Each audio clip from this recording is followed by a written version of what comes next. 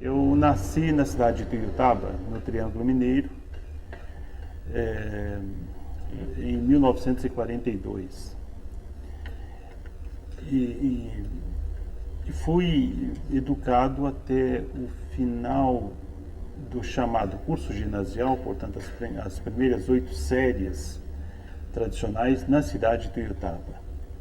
Bom, em primeiro lugar é o seguinte, a estrutura da minha família é uma família praticamente de pessoas analfabetas.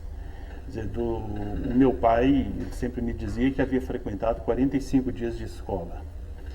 Ele chegou a aprender a ler, escrevia muito mal, mas ele sabia ler com muita dificuldade, mas ele era capaz de ler e interessante, ele era um leitor inveterado da Bíblia Sagrada. Nossa. A formação, portanto, que eu tive em casa, em segundo lugar, seria muito importante, foi uma formação protestante.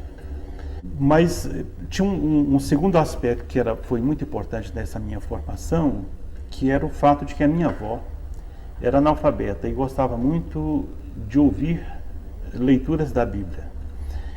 Então, havia uma certa exigência que ela fazia, e como eu gostava muito da minha avó, eu cumpria essa exigência com muito prazer, que era todos os dias antes dela deitar, ou ela estava deitada, nós gastávamos, eu principalmente, 40 minutos a 1 hora diariamente lendo Bíblia para ela. Isso talvez tenha me tornado um leitor sem eu saber. Talvez isso tenha sido um papel extremamente importante, quero crer, na minha formação como leitor. E também fatos da história antiga, principalmente da criação do mundo, a história do povo judeu e assim por diante. Isso me produziu um segundo aspecto na minha formação que eu considero importante, que é o fato de eu gostar muito de história. Sim. Isto é, a história do povo judeu e as relações do povo judeu com o mundo egípcio me levou mais tarde a querer conhecer um pouco mais sobre os egípcios, sobre os gregos, especialmente por causa das relações do cristianismo com esta área do mundo na época. Isso talvez tenha me produzido uma certa identificação com o pensamento clássico. A minha história escolar, por sua vez, eu considero que ela mesma foi muito pobre. Eu era considerado um aluno com todas as deficiências próprias dos alunos de péssimo aproveitamento escolar. Mesmo, Tive várias reprovações na escola, inclusive no curso primário eu repeti 2 ou 3 vezes alguns anos do curso primário.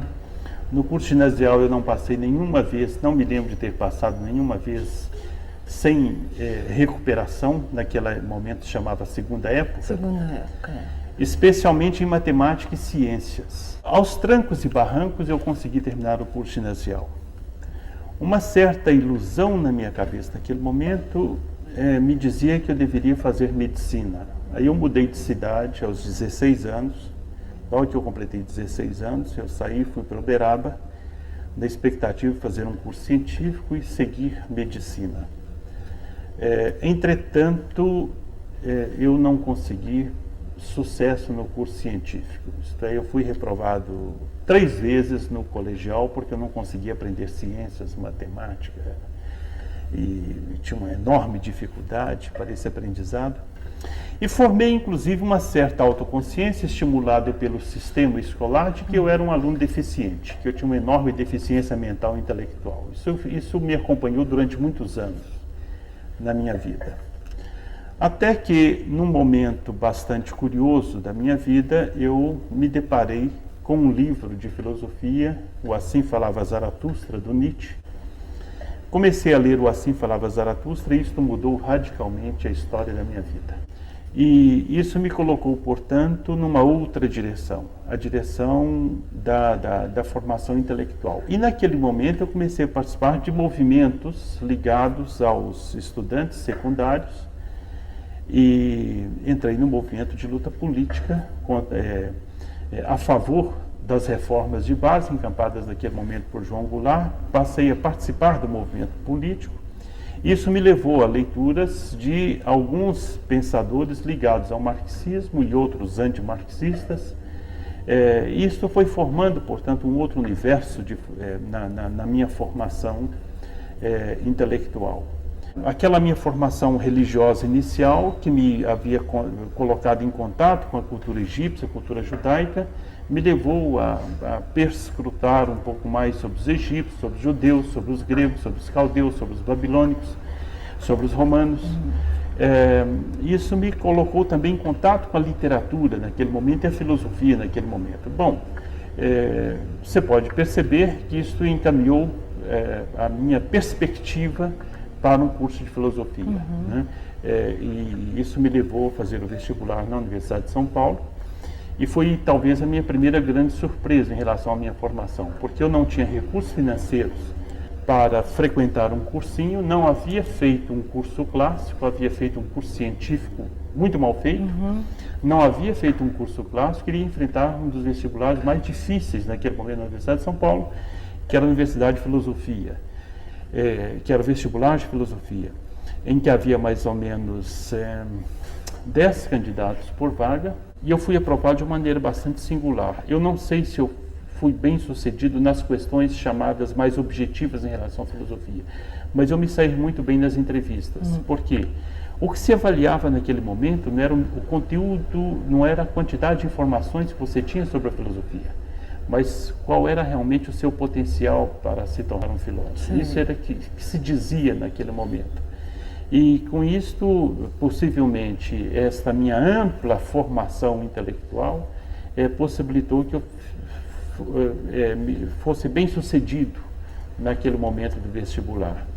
O que me leva até hoje a questionar as formas de avaliação da escola hoje também. Sim. Isto é, a escola não avalia o progresso do aluno, avalia a quantidade de coisas que este aluno conseguiu reter durante um ano escolar. O processo formativo das pessoas, ele tem caminhos nem sempre muito claros. Isso. Ele não segue uma trajetória linear que nós podemos demarcar. Este é o processo de formação.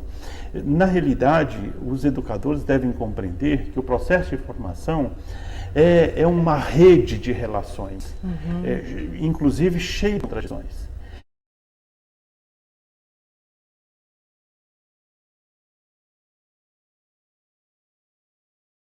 E quando eu estava fazendo mestrado, eu tinha um ideal na minha cabeça, já naquele momento, que eu queria ser professor de curso superior.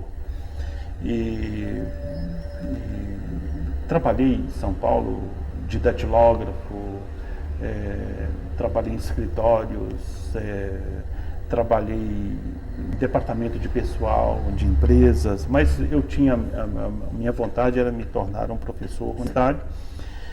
E com isso eu julgava que deveria fazer pelo menos o mestrado. Eu não sonhava naquele momento ainda com doutorado, porque doutorado era uma coisa tão restrita naquele momento, que tão poucas pessoas atingiam, eu achava que aquilo estava fora do meu propósito. Eu imaginava pelo menos mestrado eu vou fazer, vou depois para o interior ser professor, e imaginava que já estaria com uma carreira mais ou menos bem definida. E eu então passei a espalhar meu currículo, que não era um grande currículo, né? Era um currículo que, no máximo, eu dizia que estava fazendo uma pós-graduação na Universidade de São Paulo, sob orientação da professora Marilena Chauí, que naquele momento já era um atestado de uma certa, de um prestígio intelectual, você ser um aluno e depois ser orientado por Marilena Chauí, né?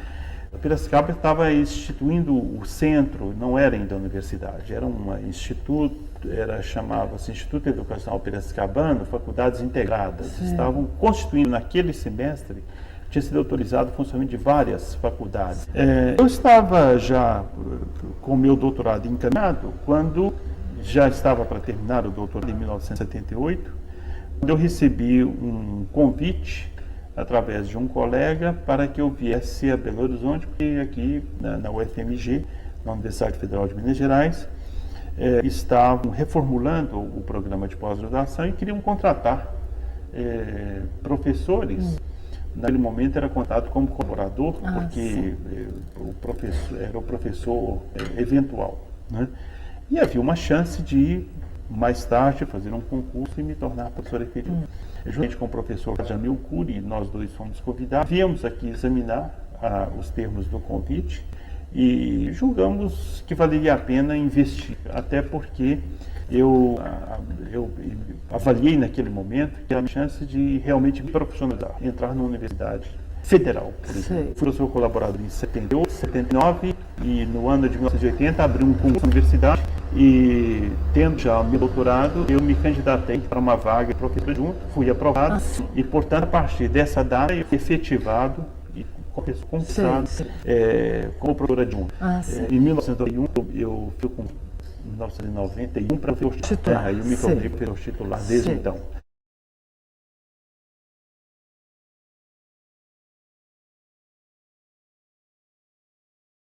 O meu problema todo era como articular essas duas coisas. Eu sabia que o meu trabalho, enquanto um intelectual, enquanto alguém do mundo acadêmico, não poderia estar descolado desta realidade, né? Então, todo o meu problema era como fazer o trânsito daquelas minhas concepções e traduzi-las para os educadores. O que eu havia feito fora da secretaria, eu havia publicado num livro chamado Ciência e Linguagem, num outro livro chamado Estado e Educação, mas Lições do Príncipe e Por uma Nova Escola é o que eu havia aprendido na secretaria. Portanto, eu percebi que se eu havia participado de algum modo para ajudar a mudar a educação em Minas Gerais, este modo de participar havia me mudado. Eu também, ao deixar a secretaria, eu era uma outra pessoa, totalmente diferente do que eu era antes. Naquele momento, a nossa visão era uma visão de educação escolar. Quer dizer, os meus livros tratam de educação escolar, como se fossem toda a educação. O que mais circularam naquele momento foi a discussão em torno da função social da escola, a questão da formação da cidadania. Nós queremos dizer e discutir o que era essa formação do cidadão através da escola. Alguns diziam que era a formação do sujeito crítico, outros diziam que era a formação do sujeito competente, né? Porque só o sujeito competente podia ser crítico. Outros diziam a formação do sujeito engajado e não alienado. Enfim, havia várias ideias em que o eixo em torno do qual essas ideias giravam era a questão da educação escolar. Neste momento, a coisa muda um pouco de configuração, pelo menos do ponto de vista teórico, né? Por quê? Porque neste momento o que começa a se debater de que a educação é um processo de formação humana. O problema é o que é que nós estamos chamando de educação. O que é que nós estamos chamando de ação educativa? E qual é o papel que a escola vai exercer nessa função educativa e não apenas na função de distribuição de conhecimentos e formação de habilidades? A mim me parece que esse é o grande desafio dos tempos contemporâneos. Posso revogar a minha inserção no mundo cultural. É nesse sentido que a educação é um direito de todos, é um direito subjetivo. Né? Porque a ninguém pode ser negado o direito de ser gente. Vamos pegar a questão do Congresso de Educação e Educação em Minas Gerais. Nós estamos falando do Congresso no futuro do Congresso, né? O Congresso aconteceu há 17 anos atrás, né? Nós estamos, portanto, vivendo o futuro. Isso é aquilo que nós desenhávamos naquele passado, nós podemos verificar hoje o que aconteceu, né? Aquilo que foi desenhado no passado ocorreu. E nós vamos verificar que muitas coisas sim, muitas não, muitas evoluíram por direções diferentes, né? Mas nós não podemos simplesmente nos desculpar, né? E dizer, não tinha nada com isso, eu não tinha a visão plena do futuro. Não, nós somos responsáveis pela situação que existe hoje sim, né? Para o bem ou para o mal.